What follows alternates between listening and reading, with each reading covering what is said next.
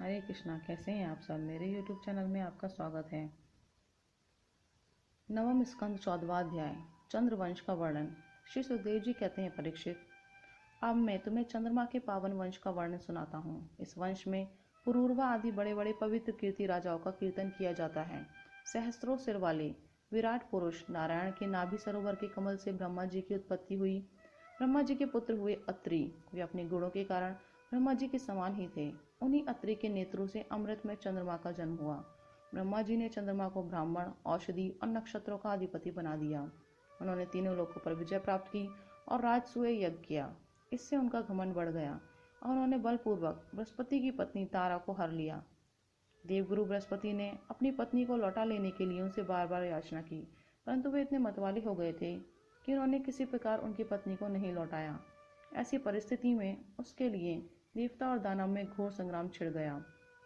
शुक्राचार्य जी ने बृहस्पति जी के द्वेष से असुरों के साथ चंद्रमा का पक्ष ले लिया और महादेव जी ने स्नेहवश समस्त भूतगणों के साथ अपने विद्या गुरु अंगिरा जी के पुत्र बृहस्पति का पक्ष लिया।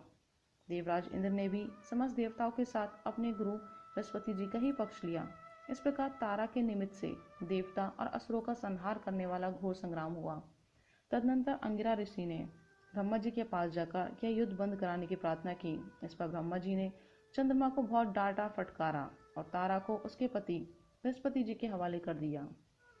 जब बृहस्पति जी को यह मालूम हुआ कि तारा तो गर्भवती है, तब उन्होंने कहा, दुष्टे, मेरे क्षेत्र में यह तो किसी दूसरे का गर्भ है। इसे तू अभी त्याग दे, तुरंत त्याग दे, डर मत। मैं तुझे जलाऊंगा नहीं, क्योंकि एक तो तू स्त्री है और दूसरे मुझे भी संतान की कामना है। देवी होने के कारण तू निर्दोष भी है। अपने पति की बात सुनकर तारा अत्यंत लज्जित हुई। उसने सोने के समान चमकता हुआ एक बालक अपने गर्भ से अलग कर दिया। उस बालक को देखकर बृहस्पति और चंद्रमा दोनों ही मोहित हो गए और चाहने लगे कि ये हमें मिल जाए। अब वे एक दूसरे से इस प्रकार जोर जोर से झगड़ा करने लगे कि ये तुम्हारा नहीं, मेरा है। ऋषियों और देवताओं ने तारा से पूछा कि ये किसका लड़का है, परंतु तारा ने लज्जावश कोई उत्तर न दिया। बालक ने अपनी माता की झूठी लज्जा से क्रोधित होकर कहा, दुष्टे, तू बतलाती क्यों नहीं? तू अपना कुकर्म मुझे शीघ्र से शीघ्र बतला दे। उसी समय ब्रह्मा जी ने तारा को एकांत में बुलाकर बहुत कुछ समझा बुझाकर पूछा। तब तारा ने धीरे से कहा कि चंद्रमा का। इसलिए चंद्रमा ने उस बालक को ले लिया। परीक्षित, ब्रह्मा जी ने उस बालक का नाम रखा बुध, क्योंकि उसकी बुद्धि बड़ी गंभीर थी। ऐसा पुत्र प्राप्त करके चंद्रमा को बहुत आनंद हुआ। परीक्षित, बुध के द्वारा इला के गर्भ से पुरूरवा का जन्म हुआ। इसका वर्णन मैं पहले ही कर चुका हूँ। एक दिन इंद्र की सभा में देवर्षि नारद जी पुरूरवा के रूप, गुण, उदारता, शील स्वभाव, धन संपत्ति और पराक्रम का गान कर रहे थे। उन्हें सुनकर उर्वशी के हृदय में काम भाव का उदय हो आया और उससे पीड़ित होकर वे दिव्यांगना पुरूरवा के पास चली आई। यद्यपि उर्वशी को मित्रा वरुण के शाप से ही मृत्यु लोक में आना पड़ा था, फिर भी पुरुष शिरोमणि पुरूरवा मूर्तिमान कामदेव के समान सुंदर है, यह सुनकर सुर सुंदरी उर्वशी ने धैर्य धारण किया और वे उनके पास चली आई। देवांगना उर्वशी को देखकर राजा पुरूरवा के नेत्र हर्ष से खिल उठे। उनके शरीर में रोमांच हो आया। उन्होंने बड़ी मीठी वाणी से कहा। राजा पुरूरवा ने कहा, सुंदरी, तुम्हारा स्वागत है। बैठो, मैं तुम्हारी क्या सेवा करूं? तुम मेरे साथ विहार करो और हम दोनों का यह विहार अनंत काल तक चलता रहे। उर्वशी ने कहा, राजन, आप सौंदर्य के मूर्तिमान स्वरूप हैं। भला ऐसी कौन कामनी है जिसकी दृष्टि और मन आप में आसक्त ना हो?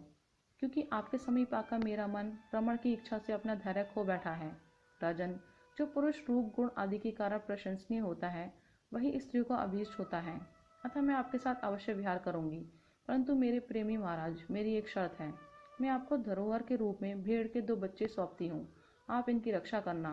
वीर शिरोमणि, मैं केवल घी खाऊंगी और मैथुन के अतिरिक्त और किसी भी समय आपको वस्त्रहीन न देख सकूंगी। परम मनस्वी पुरूरवा ने कहा, ठीक है। ऐसा कहकर उसकी शर्त स्वीकार कर ली और फिर उर्वशी से कहा, तुम्हारा यह सौंदर्य अद्भुत है, तुम्हारा भाव अलौकिक है, यह तो सारी मनुष्य सृष्टि को मोहित करने वाला है। और देवी, कृपा करके तुम स्वयं यहाँ आई हो, फिर कौन ऐसा मनुष्य है जो तुम्हारा सेवन न करेगा? परीक्षित, तब उर्वशी काम शास्त्रोक्त पद्धति से पुरुष श्रेष्ठ पुरूरवा के साथ विहार करने लगी। देवी देवताओं की विहार स्थली, चैत्ररथ, नंदनवन आदि उपवनों में उसके साथ स्वच्छंद विहार करने लगे। देवी उर्वशी के शरीर से कमल केसरी की सी सुगंध निकला करती थी। उसके साथ राजा पुरूरवा ने बहुत वर्षों तक आनंद विहार किया। वे उसके मुख की सुरभि से अपनी सुध-बुध खो बैठे थे। इधर जब इंद्र ने उर्वशी को नहीं देखा, तब उन्होंने गंधर्वों को उसे लाने के लिए भेजा और कहा, उर्वशी के बिना मुझे स्वर्ग फीका जान पड़ता है। वे गंधर्व आधी रात के समय घोर अंधकार में वहां गए और उर्वशी की दोनों भेड़ों को, जिन्हें उसने राजा के पास गिरवा रखा था, चुराकर चलते बने। उर्वशी ने जब गंधर्वों के द्वारा ले जाते हुए अपने पुत्र के समान प्यारे भेड़ों की बै बै सुनी, तब वे कह उठी कि अरे, इस कायर को अपना स्वामी बनाकर मैं तो मारी गई। यह नपुंसक अपने को बड़ा वीर मानता है। ये मेरे भेड़ों को भी ना बचा सका। इसी पर विश्वास करने के कारण लुटेरे मेरे बच्चों को लूट कर लिए जा रहे हैं। मैं तो मर गई। देखो तो सही, ये दिन में तो मर्द बनता है और रात में स्त्रियों की तरह डर कर सोया रहता है। परीक्षित, जैसे कोई हाथी को अंकुश से वेद डाले, वैसे ही उर्वशी ने अपने वचन वाणों से राजा को बीन दिया।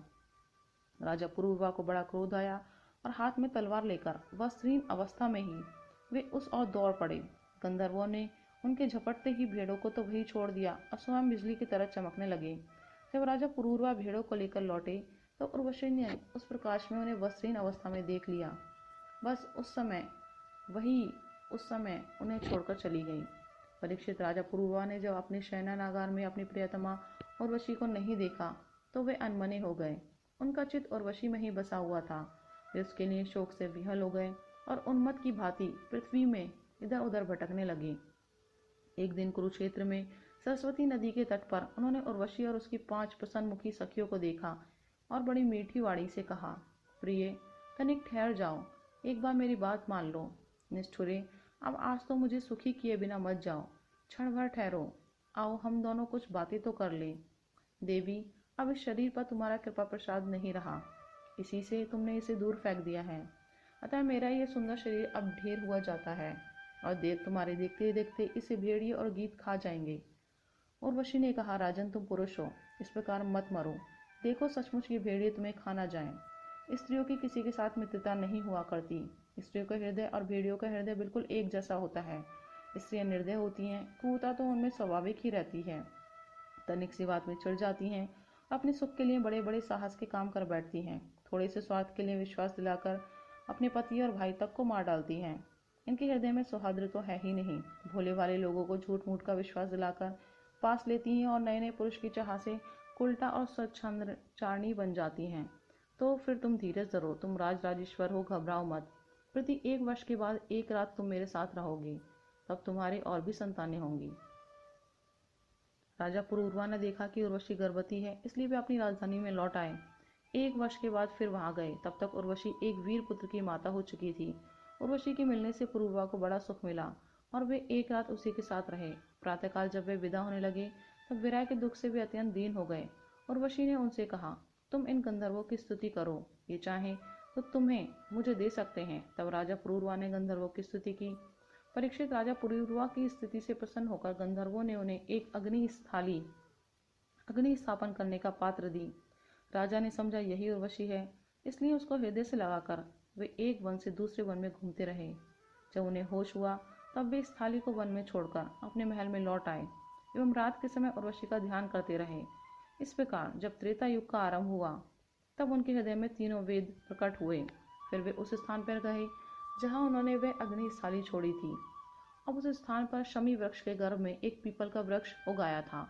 उसे देखकर उन्होंने उससे 2 अरणियां बनाई। फिर उन्होंने उर्वशी लोक की कामना से नीचे की अरण्य को उर्वशी, ऊपर की अरण्य को पुरूरवा और बीच के काष्ठ को पुत्र रूप से चिंतन करते हुए अग्नि प्रज्वलित करने वाले मंत्रों से मंथन किया। उनके मंथन से जात वेदा नाम का अग्नि प्रकट हुआ। राजा पुरूरवा ने अग्नि देवता को त्रय विद्या के द्वारा आह्वनीय, ग्रहापत्य और दक्षिणाग्नि इन तीनों भागों में विभक्त करके पुत्र रूप से स्वीकार कर लिया। फिर उर्वशी लोक की इच्छा से पुरूरवा ने उन तीनों अग्नियों द्वारा सर्वदेव स्वरूप इंद्रियातीत यज्ञपति भगवान श्री हरि का यजन किया। परीक्षित, त्रेता के पूर्व सतयुग में एकमात्र प्रणव ओमकार ही वेद था। सारे वेद शास्त्र उसी के अंतर्भूत थे। देवता थे एकमात्र नारायण, और कोई ना था। अग्नि भी 3 नहीं केवल एक था और वण भी केवल एक हंस ही था। परीक्षित, त्रेता के प्रारंभ में पुरूरवा से ही वेदत्रयी और अग्नित्रयी का आविर्भाव हुआ। राजा पुरूरवा ने अग्नि को संतान रूप से स्वीकार करके गंधर्व लोक की प्राप्ति की। राधे राधे।